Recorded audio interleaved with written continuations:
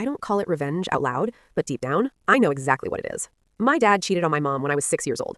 I didn't understand all the details back then, but I understood enough to know that something broke in our family and never got fixed. He married the woman he cheated with, and not long after, my mom rebuilt her life too. She met an incredible man who actually cared about me, a real stepdad in every sense of the word. They shared custody, but it was obvious where I was happier. Then everything changed when I started high school.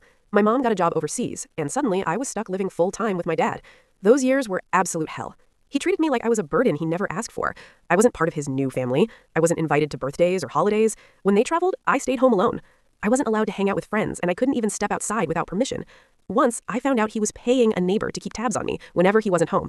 I felt like a prisoner in my own house. By 16, I finally broke.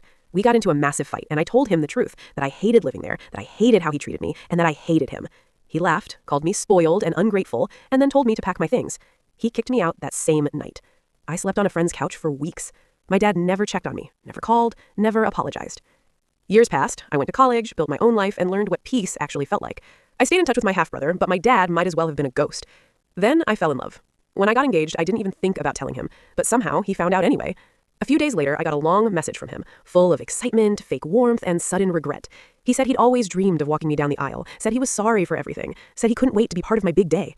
I stared at that message for a long time. Then I replied. I told him my wedding would be family only, and he wasn't family to me. Not anymore. I blocked his number right after.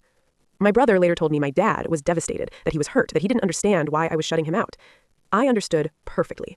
He had years to be my father. He chose not to. And for the first time in my life, I chose myself.